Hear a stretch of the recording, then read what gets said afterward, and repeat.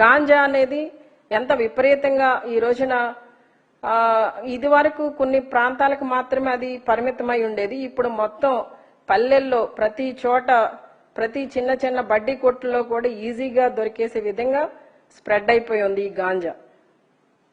ఈ గాంజాని వీళ్ళ అధికారంలోకి వచ్చిన వెరీ స్టార్టింగ్ డేస్ లో లోకేష్ గారు, హోంమంత్రి అనిత గారు అధికారంలోకి వచ్చిన వెంటనే అంటే ఒక 100 రోజుల్లో ఈ గాంజాని పూర్తిగా నిర్మూలిస్తామని చెప్పి చాలా గట్టిగా ప్రగల్భాలు పలికారు. ఈ రోజుకి వాళ్ళు నిర్మూలించలేదు సరికదా, ఈ గాంజా అనేది ఎక్కువ స్ప్రెడ్ అవడం వల్ల చాలా మంది యువత దానికి అట్రాక్ట్ అవడం వల్ల బానిసలు అయిపోవడం వల్ల ఈ రోజున క్రైమ్ రేట్ పెరిగిపోయింది. ఎక్కడ చూసినా ఇబ్బందికరమైన పరిస్థితులు, ఎక్కడ చూసినా గొడవలు, ఒకళ్ళ మీద ఒకళ్ళు కొట్టుకునే పరిస్థితి, కంట్రోల్ లేకపోవడం వల్ల వాళ్ళు ఏం చేస్తున్నారో వాళ్ళకి ఆ మద్యం మత్తులో తెలియకపోవడం వల్ల అఘాయిత్యాలు చేయడం, మహిళల మీద అఘాయిత్యాలు చేయడం, మహిళలను వేధించడం, అలానే ఎక్కడికక్కడ ఈ క్రైమ్ రేటు పెరిగిపోవడానికి ప్రధాన కారణం ఈ గాంజా, అలానే మద్యం కూడా.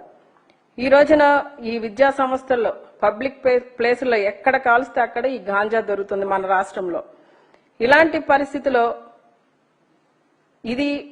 ఈ గాంజాని ఇలా స్ప్రెడ్ అవ్వకుండా ఉండడం కోసం 2019లో జగనన్న ఒక చక్కటి నిర్ణయం తీసుకుని అక్కడ దాదాపు 2 లక్షల కిలోల గాంజాని ధ్వంసం చేయడం జరిగింది. ఎలా అంటే అండి, ఈ ఒరిస్సా బోర్డర్ నుండి వస్తున్న గాంజాని చెక్ పోస్టులు పెట్టి అక్కడ ఆపి కంట్రోల్ చేసి పట్టుకుని చాలా స్ట్రిక్ట్ గా ఈ ట్రాన్స్పోర్ట్ అవ్వకుండా ఆపేవారు. అలాంటి పరిస్థితుల్లో మనం ఆ రోజున ఈ 2 లక్షల కిలోల గాంజాని ధ్వంసం చేయడం అనేది దేశంలోనే మనం రికార్డు సాధించాం.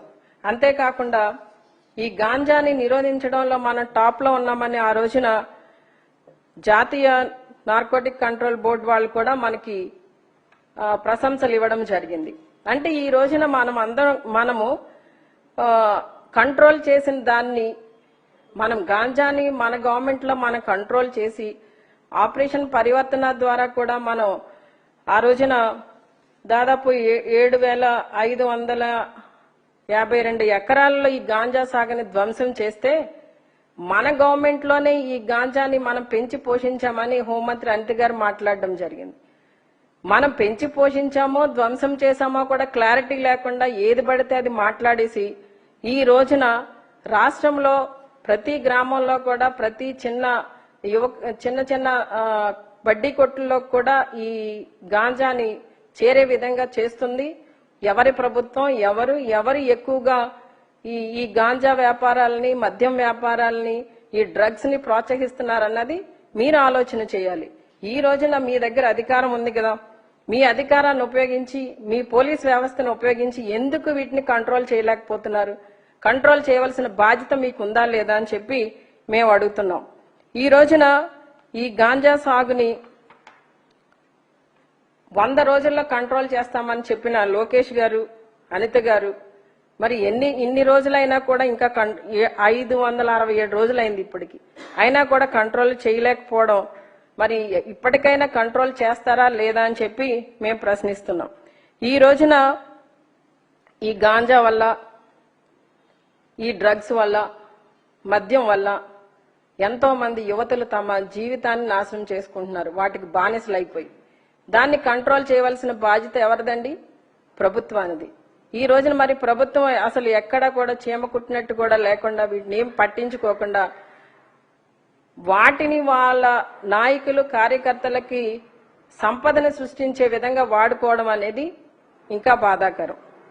ఈ రోజున ఈ మారక ద్రవ్యాలు ఎక్కువ అవడం వలన ఈ సరఫరా అనేది చాలా ఈజీ అవడం వల్ల, ఈ యువతకి గాని పబ్లిక్ గాని ఇవి దొరకడం వల్ల క్రైమ్ రేటు పెరిగిపోయి మహిళలందరూ ఇబ్బంది పడుతున్న సందర్భంలో, ఇబ్బంది పడుతున్న మహిళలు ఈ పోలీసులను ఆశ్రయించడానికి ఎమర్జెన్సీ కాల్ కింద 112కి వాళ్ళు కాల్ చేసి మేము ఇబ్బంది పడుతున్నాం, మాకు సహాయం అందించండి అని చెప్పి వాళ్ళు మొర పెట్టుకుంటే ఆ మొరను ఆలకించే వాళ్ళు కూడా ఎవరూ లేరు.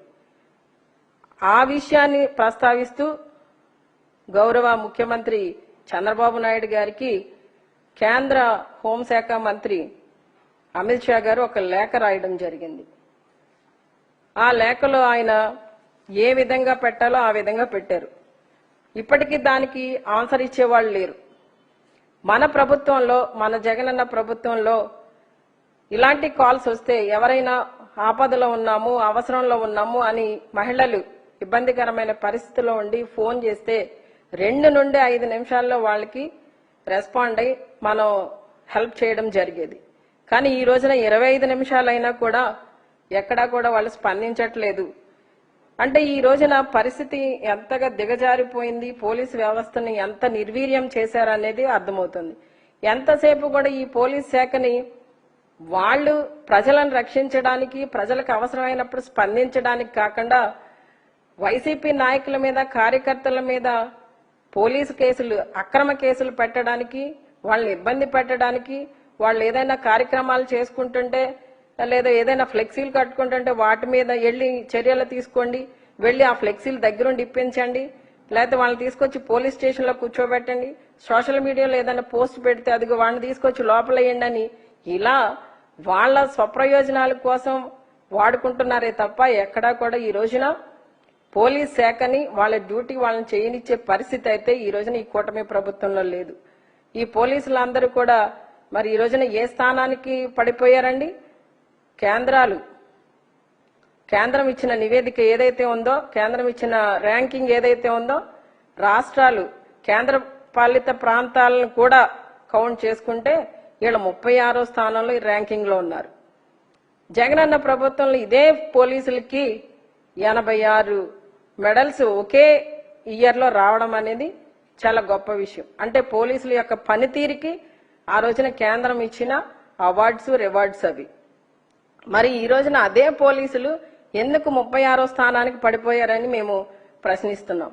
ఈ రోజున పోలీసులను ఏ విధంగా అంటే వాళ్ళ కార్యకర్తల్లాగా, వాళ్ళ ఇంట్లో మనుషుల్లాగా వాడుతున్నారు తప్ప పోలీసులాగా వాళ్ళని ఎక్కడ గుర్తించట్లేదు. వాళ్ళు రాష్ట్రానికి అందించవలసిన వాళ్ళ సేవల్ని, వాళ్ళ ప్రజలకు అందించవలసిన సేవలను అందించే విధంగా వాళ్ళని ఉండనివ్వట్లేదు, వాళ్ళకి స్వేచ్ఛనివ్వట్లేదు. కనుక ఈ రోజున ఈ పోలీస్ శాఖ ఈ విధంగా నిర్వీర్యమైపోయిందని చెప్పి తెలియజేస్తున్నాను. ఇప్పటికైనా ముఖ్యమంత్రి గారికి, డిప్యూటీ సీఎం గారికి, అలానే హోంమంత్రి గారికి మేము చెప్పేది ఏంటంటే రాష్ట్రంలో శాంతి భద్రతలు అనేవి చాలా వరవడినవి. ఈ రోజున శాంతి భద్రతలను కాపాడవలసిన బాధ్యత హోంమంత్రి గారి మీద ఉంది, ముఖ్యమంత్రి గారి మీద ఉంది. అలానే గతంలో పవన్ కళ్యాణ్ గారే చెప్పారు, హోంశాఖ నీ వల్ల కాకపోతే చెప్పు, నేనన్నా తీసుకుంటానని.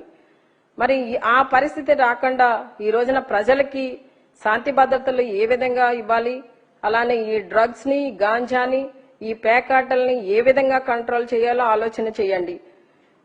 ఈ రోజున ప్రజలందరూ కూడా మిమ్మల్ని నమ్మి మీకు పట్టం కట్టి మీకు అధికారాన్ని ఇస్తే మీ స్వప్రయోజనాలకి దాన్ని ఉపయోగించుకోవడం కాకుండా ప్రజల కోసం వినియోగించండి అధికారాన్ని. ప్రజాధనాన్ని దుర్వినియోగం చేయొద్దు దయచేసి. ఎంతసేపు కూడా మీరు అటు ఇటు తిరగడానికి మీకు చాపర్స్, స్పెషల్ ఫ్లైట్లలో తిరుగుతున్నారే తప్ప ఎక్కడా కూడా ప్రజల కోసం సంపదను సృష్టిస్తానని చెప్పిన మీరు ప్రజాధనాన్ని వినియోగించుకుంటున్నారే తప్ప సృష్టించింది ఎక్కడా కనపట్లేదు. ఈ రోజున ఈ మాఫియాని ఎంకరేజ్ చేస్తూ మరి ఆ మాఫియా ద్వారా మీ నాయకులకి, మీ కార్యకర్తలకి మీరే సంపదను సృష్టించే విధంగా చేస్తున్నారే తప్ప ప్రజల కోసం అయితే చేసింది ఏమీ లేదు.